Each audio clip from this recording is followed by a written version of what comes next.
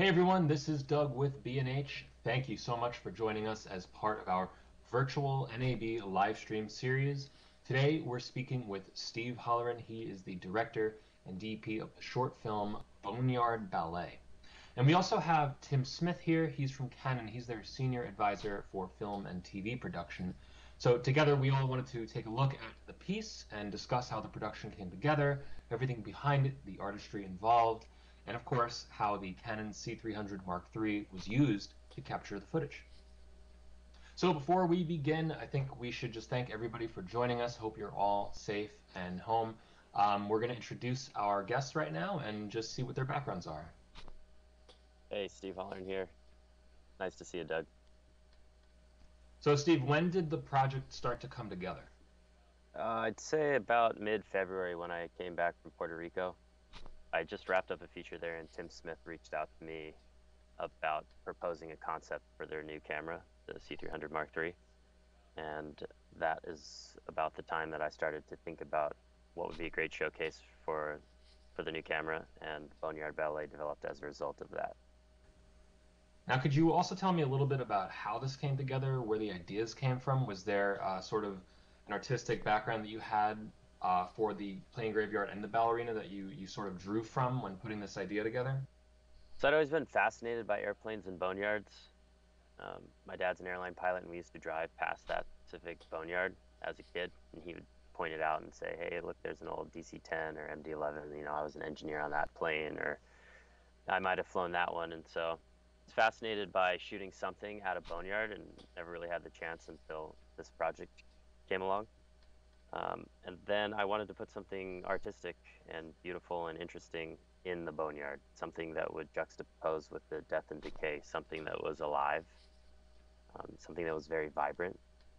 And ballet fit perfectly because it is a form of human flight. You know, the ballerinas take flight various forms, and so I thought the airplane would provide the perfect stage to choreograph a ballet piece, and that's where the rough idea came from.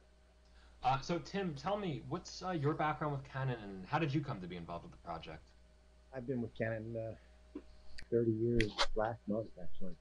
And I'm a senior advisor to film and television production, sort of a catch-all title for a lot of different things. But I've done or worked on 20 of these sort of rollout videos over the years. So I kind of sort of what I do.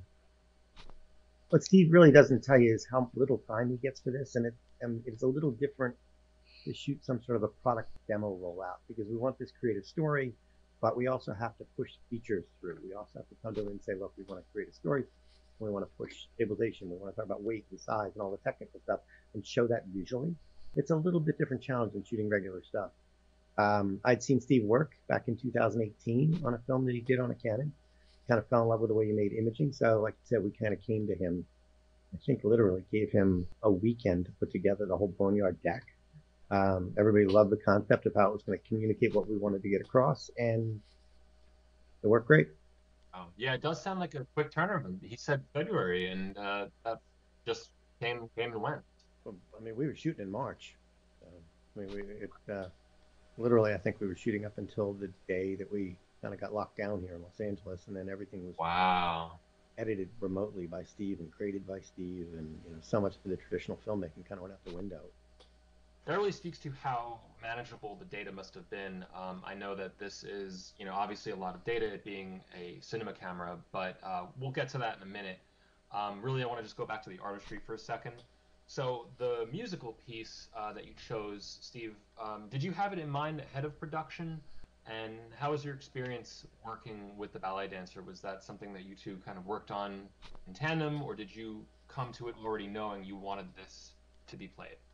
Yeah, I had been listening to classical music while I was conceptualizing the piece and putting together the deck, and Swan Lake came on, and it had all the perfect beats. It had all the perfect moments. You know, it lilted in certain places. It went quiet in other places. And then it crescendoed with this big rollout at the end with, big accents. And I was thinking, wow, that would be really perfect to have the ballerina jump off at that point. And so I shot the whole piece with Tchaikovsky in the plane, like we had playback. in the Boneyard, so Oh, we that were makes shooting to swap. kind of like a music video in that sense. Yeah, very very similar. Yeah, and it helped a lot. It helped the ballerina. It helped me. It helped the edit. I mean, that was one of the reasons we got through the remote editorial process so quickly, is because the cut just slipped together because we shot it with that song in mind. How was it working with the ballet dancer? Allison Stroming, she's fabulous. Um, she she connected with the deck right away. She had wanted to do something on a wing or with a helicopter, interestingly enough. So this landed in her lap as the perfect project. And she was a great collaborator. She came out on a bunch of tech scouts early, and we walked through the piece together. And I'm not a ballet expert at all.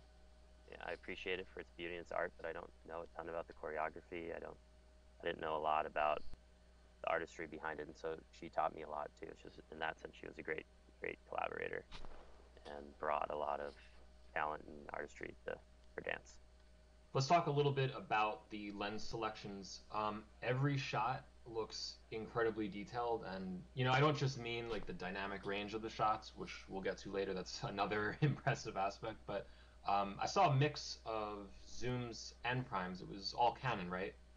I did. So Canon said at the beginning, dip into whatever set of lenses you want for this. We'll bring out anything, whether it's EF, tilt shifts, cinema lenses, primes and zooms. So I was very excited. I was a kid in a candy shop when it came to picking lenses. Usually I'm limited to a set because that's all we can afford. So this was a unique opportunity, one that I've never had before, ever shooting.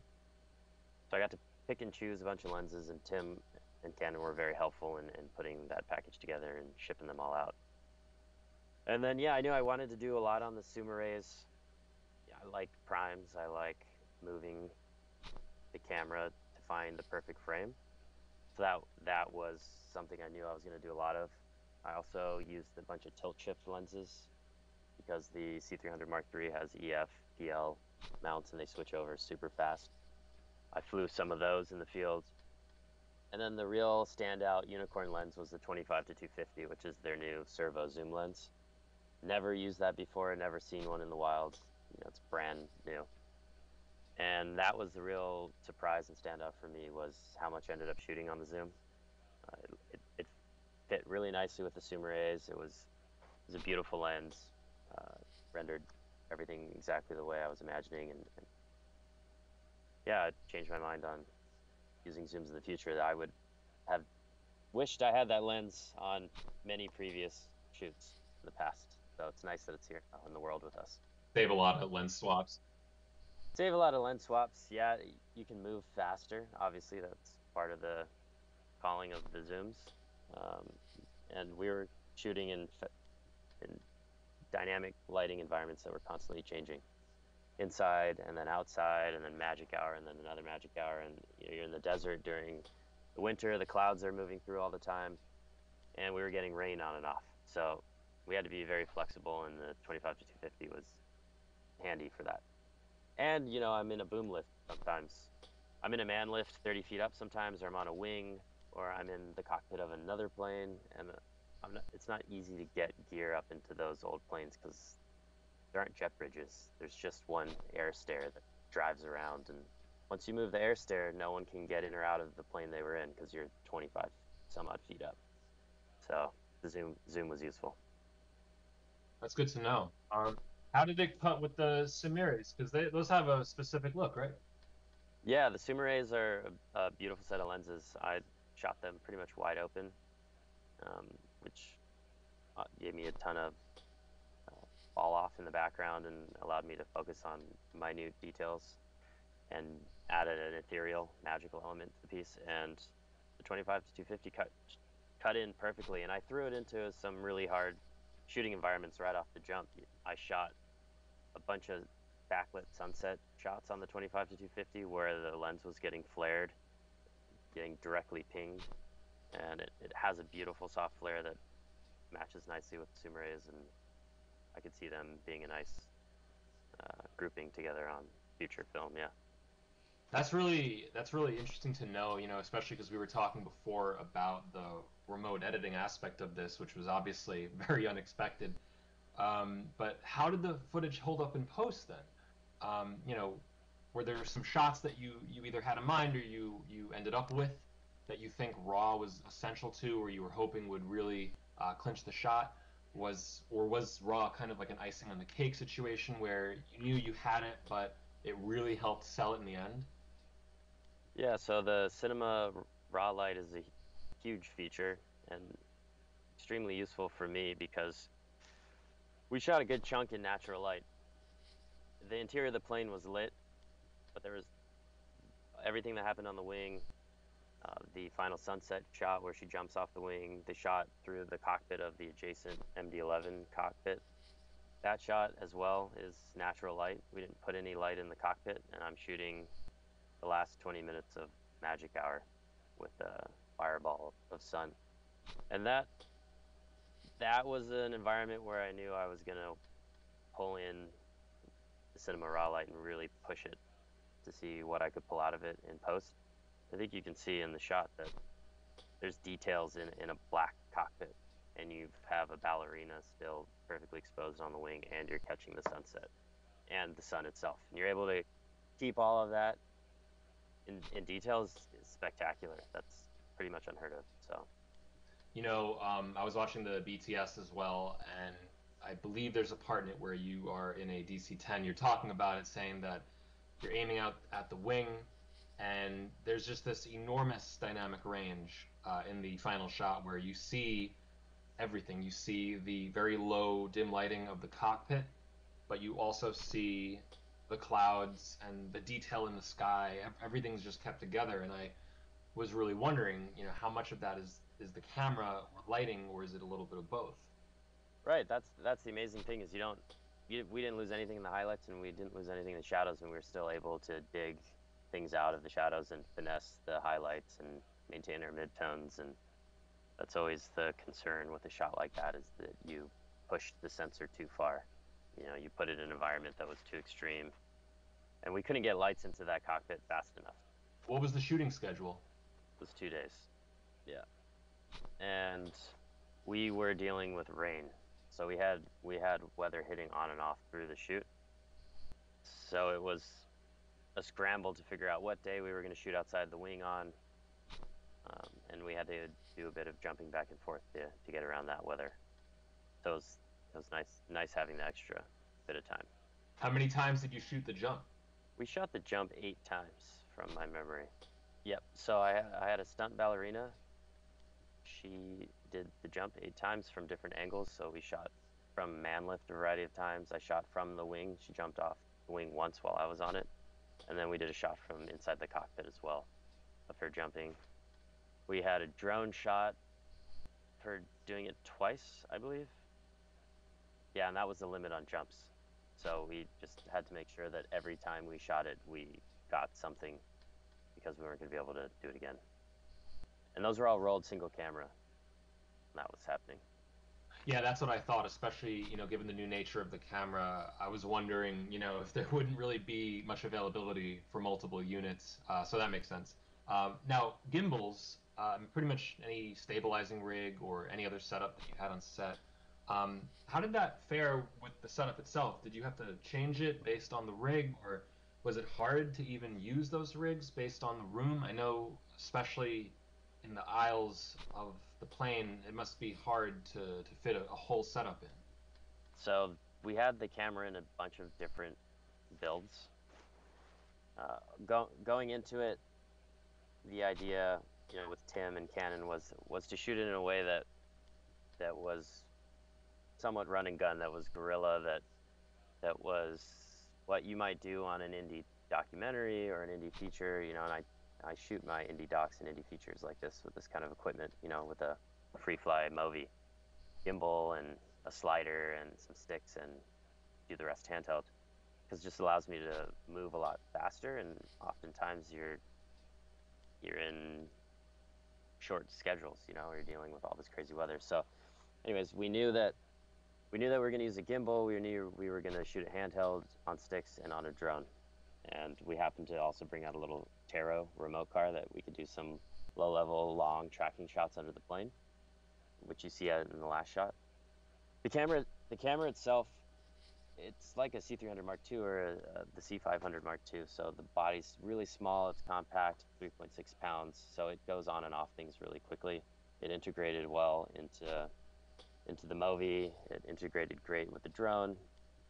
It was pretty seamless, and I like that about the camera a lot.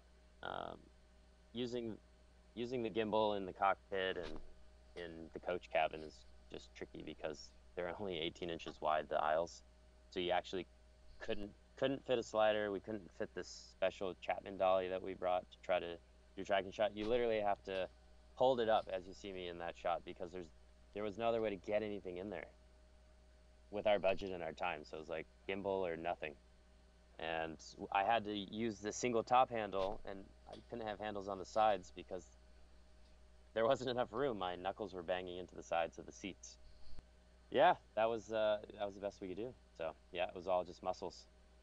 Pull that one off. Of course, that kind of takes us to the stabilizer. So how did that work tandem with the gimbal? The stabilizer is fabulous. I was using the stabilizer a lot on those little handheld insert shots. So the cockpit stuff, the pullback shots. That was stabilized. I was using it as well on the insert on the seat shot, and thought it performed great. I mean, a stabilizer that can fake out most of your footsteps is pretty spectacular. So that's a huge advancement. Now you had an AC. I know there was some focus pulling at times, but you also used autofocus, right? I had my first AC, Dennis Scully, who'd done The Calling, which was Canon's previous launch film with Russell Carpenter and Tyler Stableford. He knew the Canon systems really well, so he was sharp on focus and on the builds. But we did use autofocus. Particularly wanted to see how it would respond with a moving subject, and also when I was moving at the same time. So one of the tracking shots in the aisle is autofocus. Some of the work in the cockpit and the first class cabin is autofocus to really push the capabilities of it and see what it could do in a dynamic environment. And it's an extremely exciting tool and very promising. So it's nice to have if you're in a situation where you can't have a focus puller, or he's out of range, or the budget doesn't allow for it. You can always slip that on in a dock situation and nail your focus. So I could see that as a handy tool for a lot of operators and cinematographers. Yeah, I could see how that would be sort of game changing for situations like that. Now about lighting, what kind of lighting did you have inside the plane? Yeah, so we picked an airplane that had its left side facing the sun the entire day. So the sun came up and it hung right on the back of the plane and then went down on the same side. So it was backlit the entire day because of the sun angle during the winter. So as you can see in this picture right here, the sun is pinging the plane basically from the same angle the whole day, which is extremely handy. So I knew that when I was inside the plane, I was always going to be mimicking sunlight from that direction. And the way I did that was I had a crane or small man lift with two 4K HMIs offset 30 degrees or so, pinging about 7 or 8 windows in the coach cabin, which was about all the spread I could get out of those lights. But it was enough to give me shafts of light in the foreground, and then the sun and or ambient light did the rest through the business class cabin in the background, so it at least feels like the light is continuing through the space, which is what you would do on an indie feature or an indie doc. You wouldn't have 10 18Ks, you'd have a couple 4Ks or a couple 1.8 HMIs, and you got to get creative in terms of designing your lighting effect into the foreground and bits and pieces in the background so it feels cohesive. And then what else I did in that situation was I took a set of 8 Asteras. I put them spaced out up in the bulkhead in the coach cabin. So I had some top light and I had some little accents when I was looking up. I also took a 2 foot by 8 foot light tile as a fill, and I put it up near the business class cabin, strung it across the seats. and we just controlled that in levels up and down depending on the shot. And then I had a 1.8 HMI shooting down the left-hand aisle for an edge. So it's a combo of that. We'd move those lights around as we worked through the cabin, and outside it was completely natural. I might have used a couple shiny boards from a couple hundred feet back behind the wing, but otherwise that was just the camera and the natural light interplaying together, and that's some of the prettiest stuff in the piece, in my opinion. It's a great environment to put yourself in to shoot if you have sun or dappled clouds. Yeah, if it rains, you're different shoot. So how do you feel it all came together in the end? How do you feel the process went, especially because so fast? I feel lucky, and a lot of the crew has said the same thing to me: is thanks for bringing me on. This was really cool to have one last job before the quarantine hit, and it's something we all can look back fondly on because it was a fun shoot. Everybody had a great time. It was creative and collaborative, and I love having sets like that. And then the post process was eye-opening for me in the sense that we were actually able to do what we wanted to do. We were able to edit remotely. We were able to color at Encore remotely using Streambox. So I could set up my iPad and communicate with my colorist, Walter Volpato, and see his windows in real time on the iPad. So I could talk to him exactly what he was doing. I mean, we had a delay about as similar as this, so 2-3 second delay, but it's manageable. And it was all done over Zoom calls and emails and live stream. So do you think that, previously, maybe even just a few years ago, that, when it comes to slow motion shots, low light shots, things with a lot of dynamic range in them, like we were talking about before, do you think that previously compromises would have had to been made in shooting it, or the kind of camera you would have chosen? Is that different now? Do you think maybe with this camera things are a little different? So when it comes to what the camera can see and what it can do in the field, this is a whole new level. I didn't have to compromise on my vision. I didn't have to compromise on what I wanted to do with slow motion, for instance. I just shot a movie earlier this year, and I had a lot of slow motion I wanted to do, and I had to bring a Phantom in because I couldn't shoot the slow motion I wanted to do on the camera I was shooting the main unit with. And this camera is pushing the envelope, so you can do 4K 120 frames per second in full RAW 12-bit. So I don't have to go into post and look at my slow motion and be like, it's only 10-bit, and it's grainy and noisy because of the lighting, and I didn't have enough light to expose for the lower stops at 120 frames a second, and it's maybe it's in ProRes instead. So that's huge.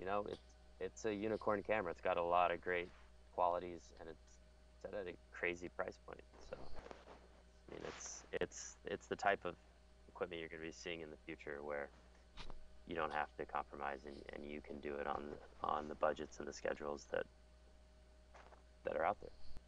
I would buy 10 of them and use them in the field constantly. I'd like to even play with one on an indie feature as well. So I did my second to last feature on the C700 full frame. And this is a little brother with some cool super features that even the C700 doesn't have, and so I think it could be a great camera. It's a great body to use on a feature film. It's so lightweight. So there's a lot of ways that I see deploying it in the future. That's really cool. I'm glad it worked out for you. Is there anything else that you or Tim would like to add? Yeah, so it's really tricky to throw a project like this at someone, to sit back and say, look, you've got these 10 features you want to hit, and you've got Steve was the producer, the director, the camera operator, and on this, and the casting director and everything else. And we really gave him like 2 or 3 days to pull this together. So I just have to say, we're so thrilled with what you did. It looks so good, and it communicates so well. And nobody's going to really know the circumstances that we did this under, but great job. Thanks, Tim. Yeah, knowing how short the production schedule was, that's even more impressive. So I think we can probably wrap it up here. I want to thank you, both of you, for joining me today, and of course, thank everyone watching us here today as well. Hope you are all safe and at home. And this is, again, part of our virtual NAB live stream series. So I'll see you next time.